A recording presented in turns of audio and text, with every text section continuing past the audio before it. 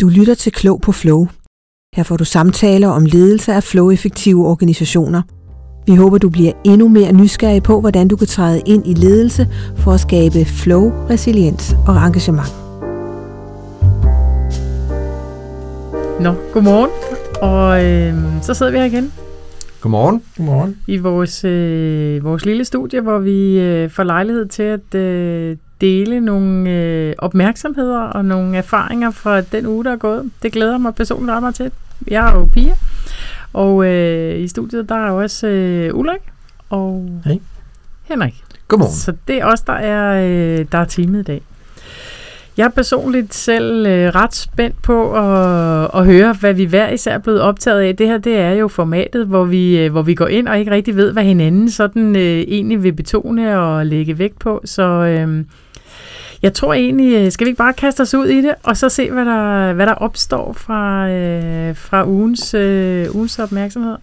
Jeg tænkte, måske du vil starte i dag, Henrik. Hvad siger du til det? Jamen, det vil jeg gerne. Jeg er i ugens løb kommet i tanke om en situation, som er opstået for ikke så længe siden hos en kunde. Og jeg blev opmærksom på situationen og tænkte, den var aktuel. Jeg kom i tanke om vigtigheden, eller igen kom i tanke om vigtigheden af at skabe samtalerum for at kunne træffe nye beslutninger, som måske er svære at træffe i en bestemt ledelseskultur, eller i kulturer, som ret nemt kommer til at sætte grænser for, hvad for nogle typer beslutninger, man skal tage. Og det var opmærksomheden på, hvor meget ledelseskultur og virksomhedskultur egentlig kommer til at sætte grænser for, hvad vi kan beslutte.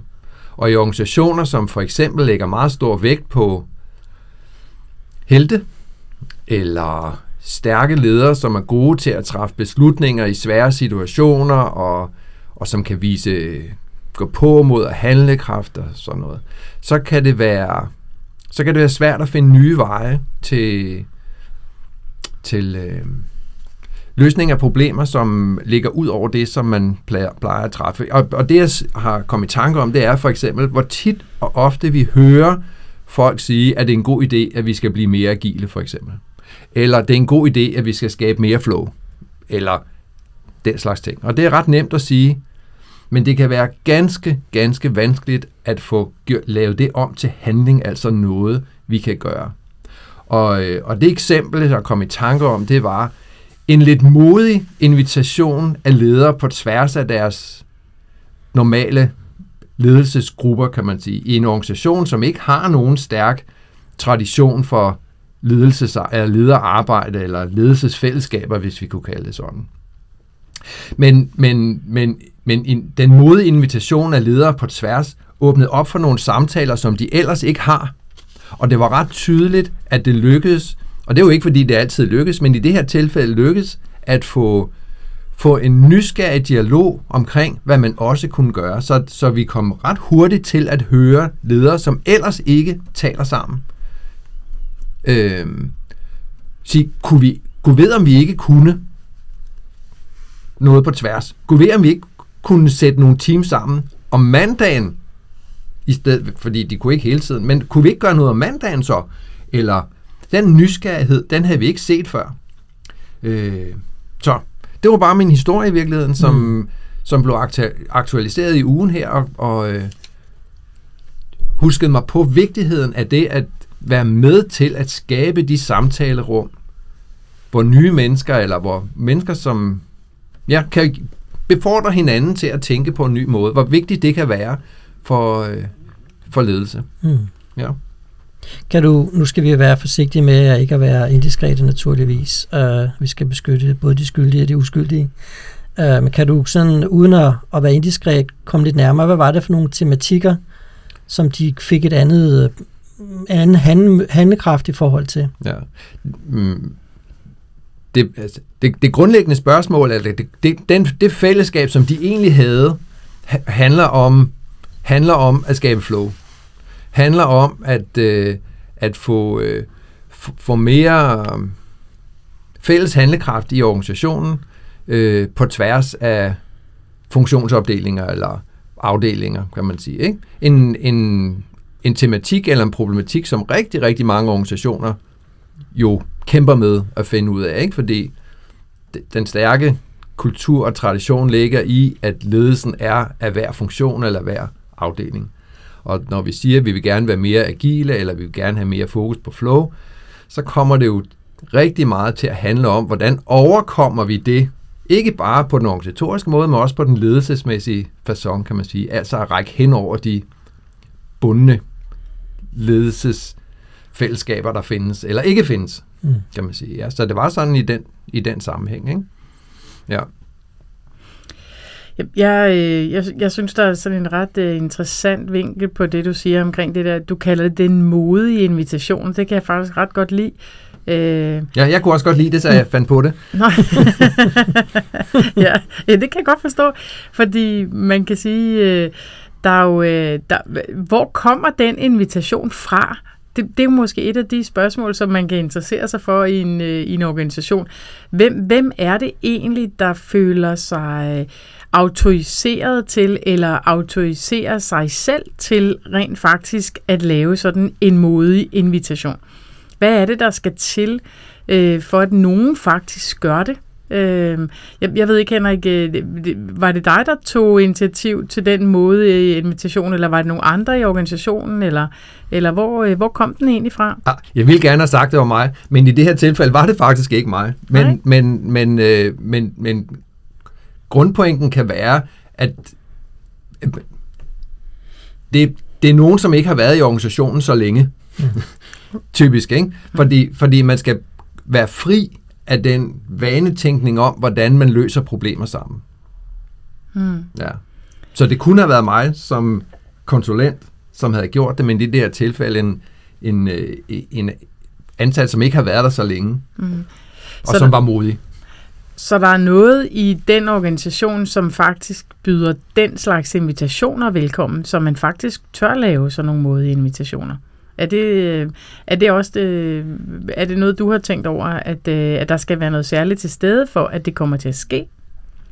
Altså, i det her tilfælde var vi bare modige, og så tænkte vi må have en åben dagsorden, som tilfredsstiller det tværgående så meget, og hvis vi er nysgerrige og giver dem lejlighed til i et, hvad skal man sige, et fortroligt rum, hvis vi skulle sige det sådan, at tale om deres perspektiver, så håbede vi på, at det kunne løse op for vanetænkningen, kan man sige. Ikke? Og det lykkedes i det her tilfælde. At vi kunne høre deres nysgerrighed. Ikke? Det var meget tilfredsstillende. Det var ikke altid, det lykkedes, men det gjorde det i det her tilfælde. Cool. Tak. Vi har prøvet på mange andre måder også, kan man sige. Ikke? Med hver især at prøve at få dem til at... Ja, det lyder på mig som om, at du har... En af de ting, vi taler rigtig meget om, det er jo værdien af brobygning. Ja. Og det lyder som om, at du har haft en rigtig god oplevelse med at en vellykket brobygning. Og der kan opstå nogle nye dels erkendelser. Det kan nogle gange jo være rigeligt, men i bedste fald måske også nogle nye handlemuligheder. Så det er jo super fedt at høre om. Og ja, nu tænker jeg, nu skal du nok på med dine her snart, Pia, fordi det handler måske netop også om det der med, hvordan kan vi skabe en organisation, hvor der er mange anledninger til, at folk føler sig kaldet til at deltage i, eller tage initiativ til den der form for brobygning.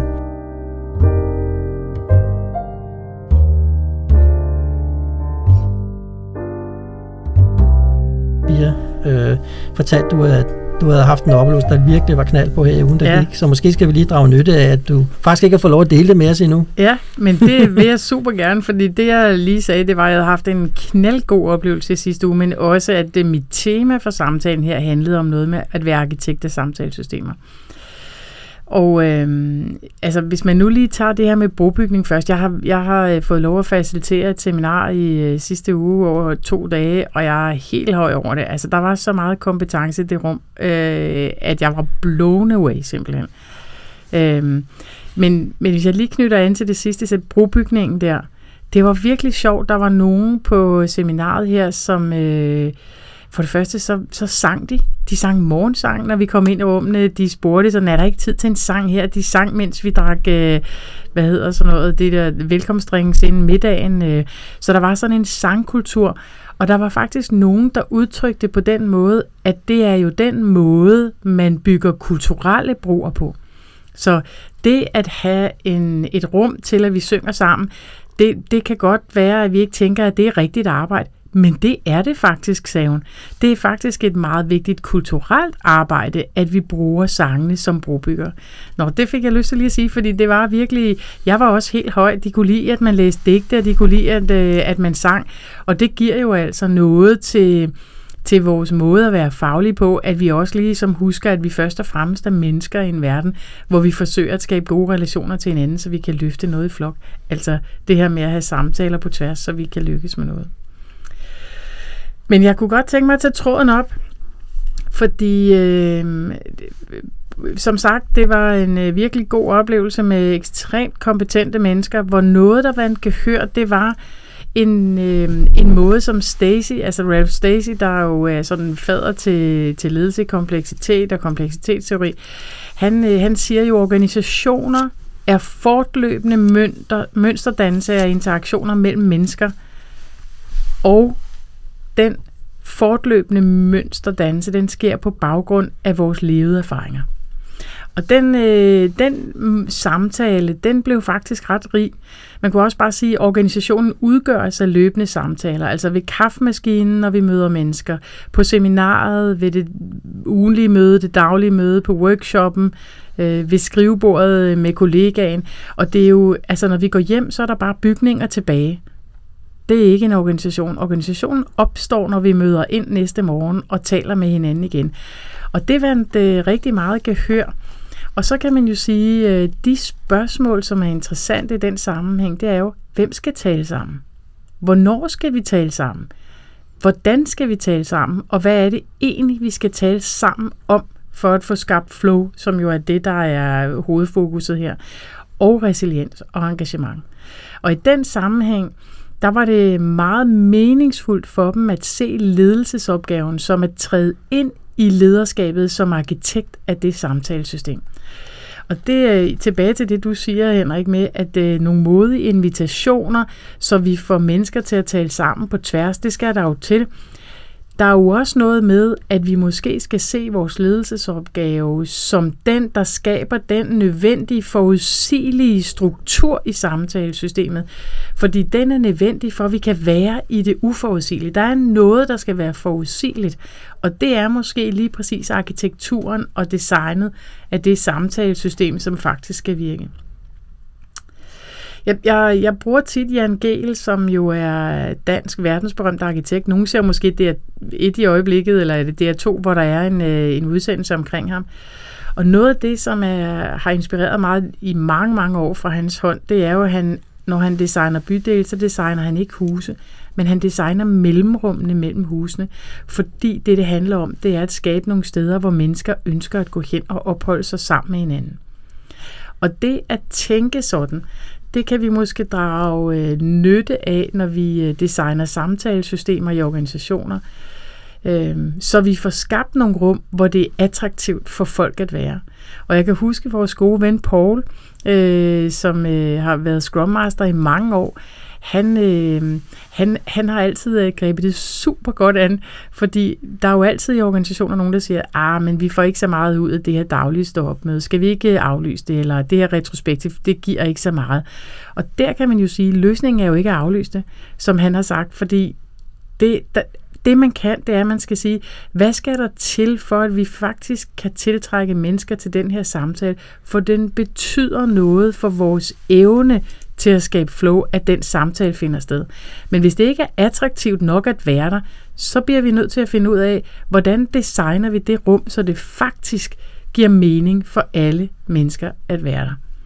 Og det starter måske med transparens, så vi spørger hinanden, er det faktisk sådan, at det er nemt at have de rigtige samtaler med de rigtige mennesker på de rigtige tidspunkter om de rigtige ting i den her organisation? Og det kunne jeg have nogle greb til, som vi kan komme tilbage til. Men det har jeg været ret optaget af også, at det har vundet så meget gehør. Det lyder fedt.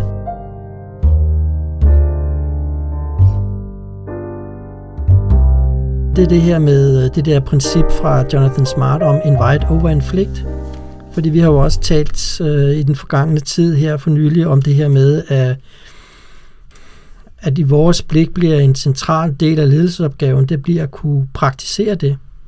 Altså, når, som du siger med, ja, vi håber jo en dag, at vi får Paul til at bide på og komme og fortælle Åken Pauls historie for åben mikrofon. Men indtil nu er det ikke helt lykkedes. Vi ved ikke, hvor mange kasser whisky, der skal til. Men det finder vi ud af. Det bliver godt, når og hvis det bliver.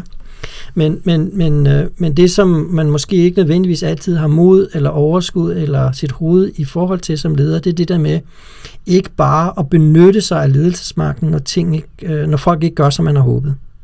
Fordi det nemmeste i verden, det er at sige, nu er Scrum-masterrollen en lidt en anden situation, men med en formel ledelsesrolle, så har man jo retten til at sige, det kan godt være, at du ikke har lyst til at komme, men du skal. Og så kan man ligesom lukke den der. Men problemet er jo i en verden, hvor vi er helt afhængige af, at alle er engageret for at få det bedste udbytte, så slår det bare ikke til. Så en af de nye ledelsespraksiser for nogen i hvert fald, som vi skal øve os på, det er det her med, at i stedet for at udøve autoritet, når vores medarbejdere ikke gør, som vi håber, så udvise nysgerrighed. Det klassiske eksempel fra teknikverdenen, det er jo det der med, hvordan tager man 120 medarbejdere i en afdeling, der har arbejdet specialopdelt og etableret tværgående team. Og så kunne man jo godt forestille sig en masse ledere og projektledere, der har brugt rigtig lang tid ind i et mørkt rum, hvor ingen fik lov at gå ind og sidde og sige, skal Hans nu være sammen med Lise, og han tog hende vist på låret til julefrokosten, det går ikke, og hvorfor er han så jo stadig? Og en anden måde, det er jo bare at invitere alle ind i rummet, forklare dem, hvad formålet er, så sige, I har nu et kvarter til at den første runde af at se, hvordan det kunne blive. Og så i løbet af et par runder, så kan man måske virkelig løse det problem på en måde, som medarbejderne er meget mere motiveret til at ønske at være en del af. Og så kan man så sige, risikoen for en som leder, hvis nu man ikke har prøvet det før og gjorde det vil jo være, at de gør det ikke, for de gider ikke. Og så kan man sige, hvad skal man så gøre? Skal man så lade være at give den invitation? Eller skal man have et beredskab til at være undersøgende, så frem den invitation bliver afvist? Ja, Ulrik, jeg kommer til at tænke på, at nogle gange taler vi det så om det som, at det er jo bare et data. Hvis vi laver invitationen, og der ikke kommer nogen, så er det jo information, vi kan bruge til noget, kan man sige. I stedet for at blive forvirret over det, eller utryg eller et eller andet, så er det jo bare data, vi har. Nå, okay, på den måde virker det ikke. Der må være noget kultur her, eller i hvert fald en blokering af en slags, som vi vil være nysgerrige på. Hvorfor kommer folk ikke nu? Hvad skal vi så gøre? Ja. Og hvis jeg lige må runde den af her, fordi nu jeg ved ikke, om det er for meget ud af en tangent, men jeg kommer til at tænke på, at en af de podcasts, jeg går og lytter til, han siger, at hans supermagt i livet, der først kom til ham relativt sent, det var, at han opdagede, at han behøvede ikke at føle sig pinligt berørt. Det der med pinlighed, det var noget, der var uden for ham. Og han sagde, at han har aldrig nogensinde haft så meget succes i sit liv, som efter, at han valgte at leve efter det princip. Fordi det er jo en af de ting, der kunne begrænse en sig frem. Hvis man nu går ind i et rum med en plan, og så er der en risiko for, at planen eller med en invitation, og invitationen bliver afvist, det kan jo føles helt vildt pinligt, ikke? Hvis man nu er ligeglad med det, tænk på, hvad man så kan. Og det er jo virkelig interessant, fordi jeg tænker, at vi alle sammen sagtens kan finde masser af eksempler på, hvor vi har designet en workshop, eller designet samtalerum, eller inviteret til noget, og så står vi der og synes ikke rigtigt, det spiller helt som det skulle, og så tænker vi, jeg har bare ikke gjort det godt nok. Altså, jeg skulle have gjort det bedre, eller ja, hvor er det pinligt, eller jeg har det dårligt over det. Jeg har talt med flere, som jo for eksempel afholder sig fra at holde receptioner, når de har jubilæum, fordi de er bange for, at folk ikke kommer. Altså, vi har alle sammen den frygt ind i os, og det, der er interessant, det er jo, kan vi rent faktisk få distanceret os fra den, så vi kan sige, ja, som du siger, Henrik, det er jo bare data, og den datamængde, vi får af de informationer, dem kan vi jo reagere på. Og så tror jeg også, der er noget med at sige, hvis det nu er, at vi konstaterer, at der er et samtalerum, hvor folk ikke dukker op, så kan vi jo også være interesseret i at sige, at det behøver ikke nødvendigvis at have noget med samtalerummet at gøre. Det kan også have noget at gøre med konteksten rundt om det samtalerum, som vi skal være nysgerrige på og undersøge. Og jeg tror, der er for mig noget omkring det der med nysgerrighed og data, som er centralt i den her sådan, sammenhæng. Også når man træder ind som arkitekt af et samtalerum i en organisation, at det der med at være nysgerrig er måske den allervigtigste kompetence overhovedet, når det er, at vi træder ind. Fordi, hvordan ser et godt samtalesystem ud i en organisation? Det er der jo ikke nogen opskrift på. Det ved vi ikke. Altså, der er jo nogen, der siger, ja, prøv lige at kigge på Scrum. Det er en udmærket inspirator til at få gode samtalerum. Hvad rammeværkene, de skalerede rammeværk nu end hedder, så har de jo alle sammen bud på, hvordan sådan en struktur kunne se ud. Men there is no such thing as a standard model. Altså, der findes ikke en standard rammeværk, og der findes heller ikke nogen standard samtalesystem, skabeloner, som vi kan trække. Men vi kan lade os inspirere, og så kan vi jo være nysgerrige på at sige, nu tog vi lige den her ting i brug. Virker den? Okay, så næste skridt, så næste skridt, så næste skridt. Men vi skal jo hele tiden være nysgerrige på, om det virker hos os i den her kontekst. Og vi har i hvert fald tidligere haft samtaler omkring, at man måske i travlheden kan glemme at stille sig selv det spørgsmål, så vi rent faktisk løbende laver continuous improvement. Også af samtalesystemet, ikke bare af det produkt, vi eventuelt udvikler, eller den service, vi leverer. Ja, og nu er det måske en banalitet for nogle af vores kloge lyttere, men en af de ting helt nede på jorden, som vi jo prøver at praktisere, når vi selv har inviteret folk til samtaler og aktiviteter, det er, at vi altid spørger til sidst, var det meningsfuldt? Og så beder vi om en fist of five på det, og der er selvfølgelig frit, om man ønsker at træde ind, og vi inviterer altid, eller næsten altid, til en check-ud, hvor folk kan dele hvilke som helst tanker, de har om, hvordan det var at være i rummet. Og andre må dømme, om det lykkes, men jeg synes i hvert fald, at vi øver os rigtig meget på at gå fordomsfrit og nysgerrigt ind i det, der så kommer den anden vej. Ikke? Ja, fordomsfuldt, det er måske sådan, det gør vi også, men vi øver os i det andet. det kommer af sig selv. Det behøver vi ikke at øve os på. Og det er jo helt nede på jorden. Ikke? Find en måde at lukke dit møde på, hvor du lige tager et tjek ud. Så hvis nu det er dig eller jer, der er facilitator, så er det jo der ansvaret primært ligger for det. Sørg for hele tiden at skabe den der mulighed for at finde ud af, at det er en meningsskabende aktivitet. Ikke?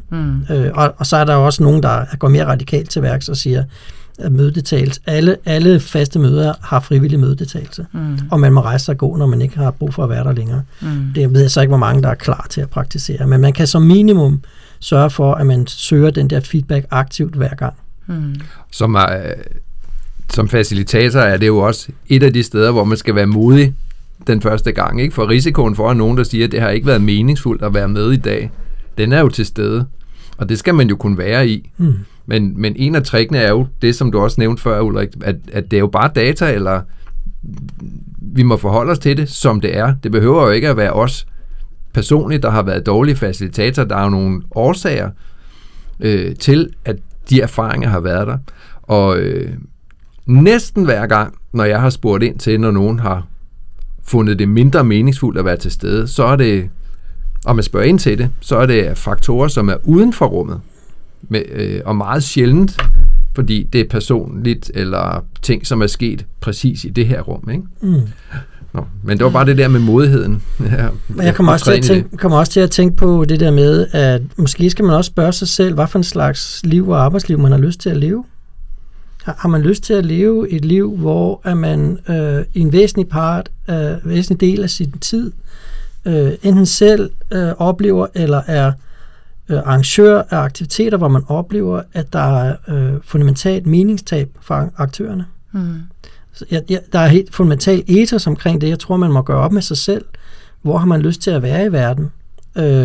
Og så er der så også det rent pragmatiske med, at jamen, altså, jo mere kedsommelighed vi påtvinger hinanden, desto mindre inspireret og engageret bliver vi, og de af os, der arbejder i videnserhverv, det er jo helt afgørende, at vi er engageret. Det er noget, måske det har du nævnt nogle gange, jeg ved ikke, om vi har fået det med i en podcast endnu, Pia. Den her Gallup-undersøgelse med, hvor stor en forskel det gør, og hvor rystende lavt engagementsniveauet er, mål som de nu måler det, er i mange organisationer. Det er jo fuldstændig grotesk, ikke? Og hvad er det nu, når jeg sidder her og riffer. Et af mine favoritcitater er ham der, den amerikanske organisationsforsker, eller hvad han nu er, Gary Hamel. Han har et af mine favoritcitater, hvor han siger, forskellen mellem human kapital og traditionel kapital, det er, at human kapital kan vælge ikke at bringe sig selv i anvendelse. Det er det centrale ledelsesproblem. Ja.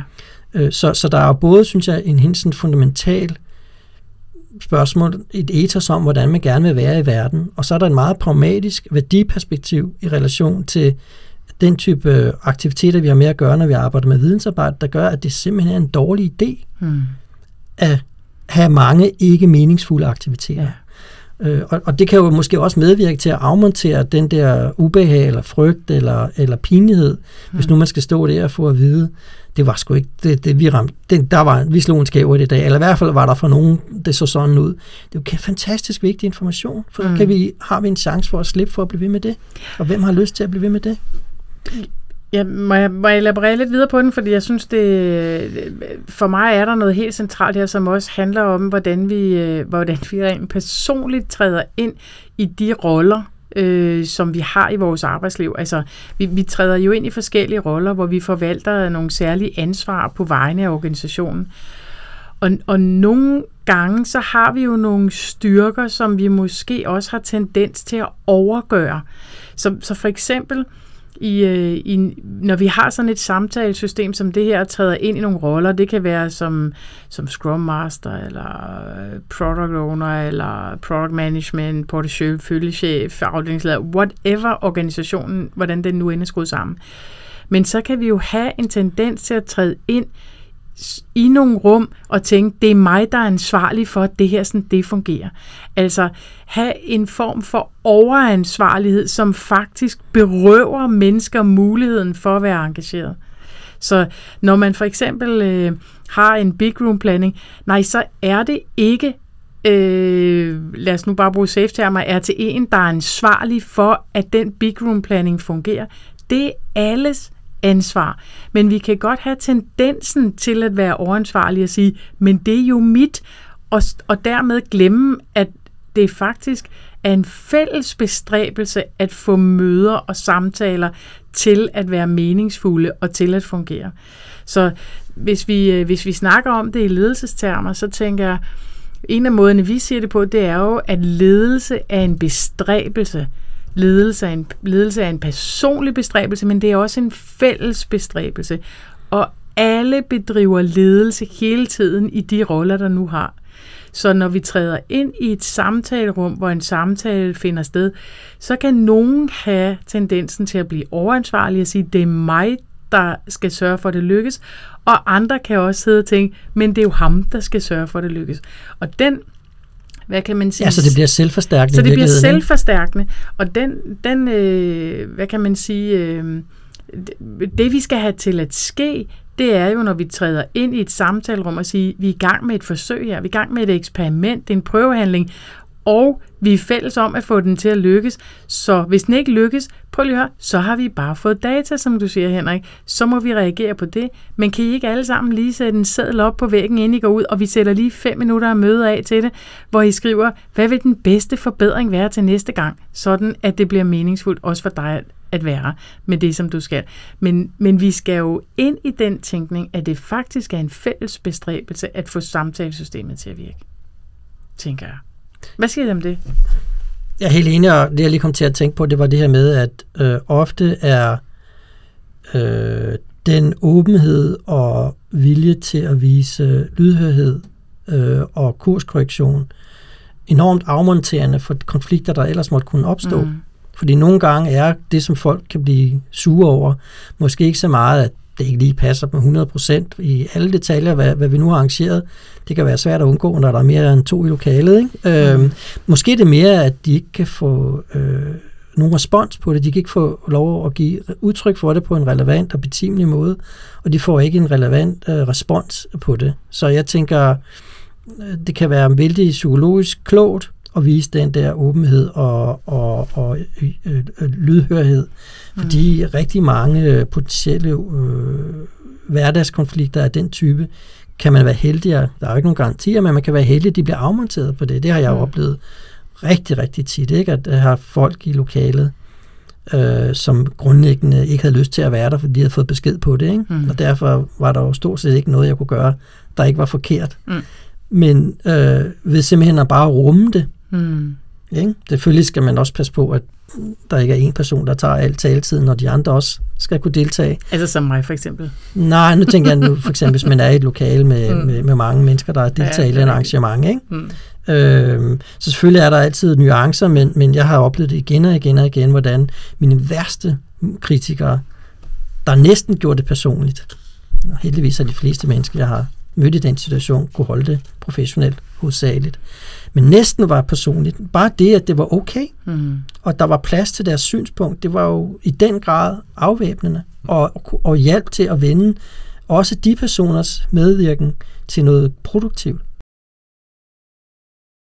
Der er meget at hente der ved ikke at være så stejl, og ikke være så hård ved sig selv i relation til, at der er kun én selv til at få det til at lykkes.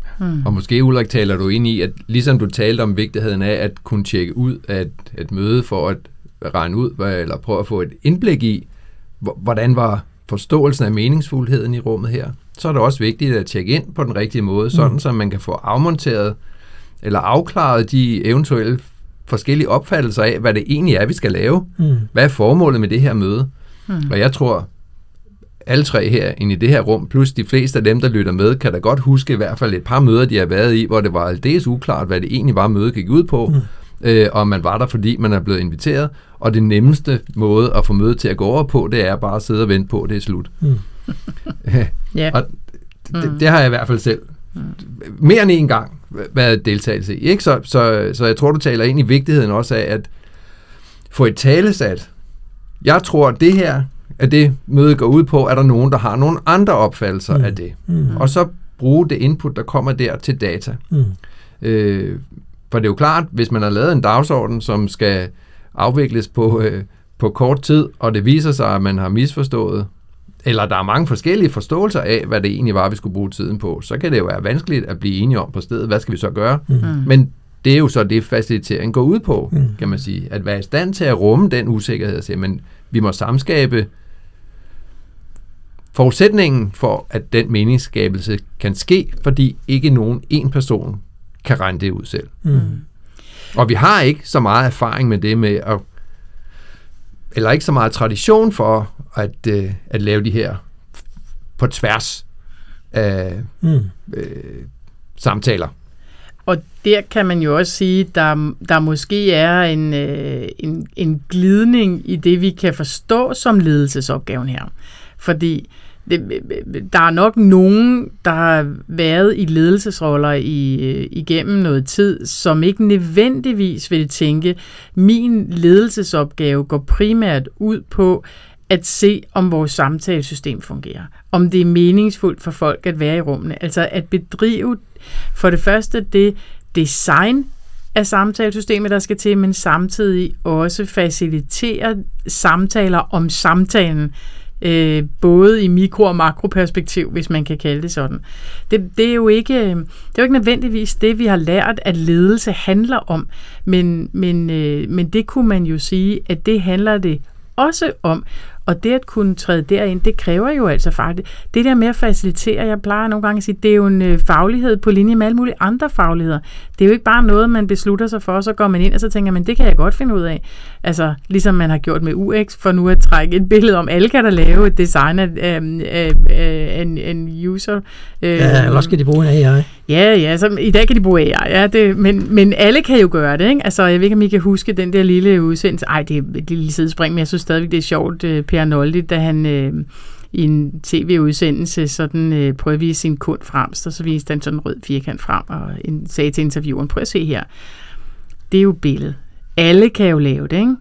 Og så kiggede han på intervieweren, og med et lille smil, så sagde han, nej, det er kun mig.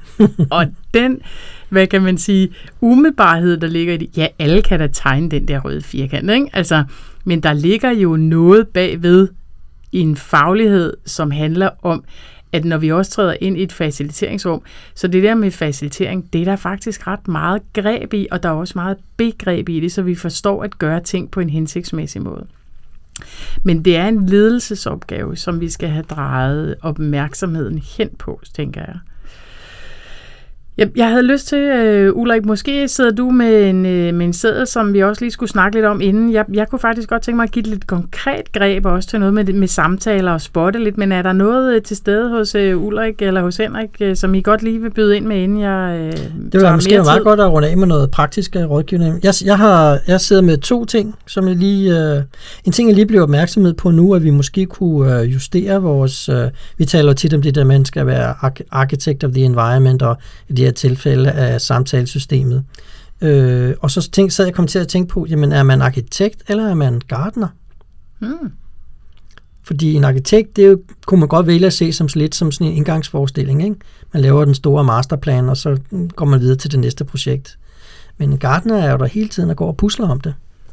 Så det kom lige til at tænke på, om man måske kunne i hvert fald drage nytte også af sådan en metafor. For det er jo det, vi gør, når vi hele tiden justerer, at vi den gamle historie om, at når vi taler flow og så videre, så alt det, der engang var navnord, det bliver til verber, ikke? Fordi vi gør det igen og igen og igen. Så i virkeligheden så arkitekter vi igen og igen og igen. Og så we are architecting. Ja, ikke? Eller også er vi gartnere.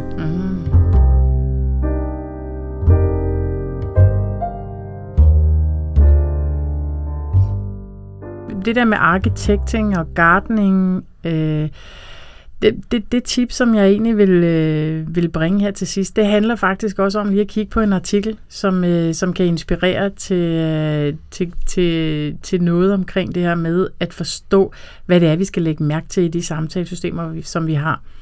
Og der vil man muligvis bruge, eller det vil han, jeg taler med Alex Pentland, som har skrevet en artikel, som hedder The New Science of Building Great Teams, i Harvard Business Review på et tidspunkt.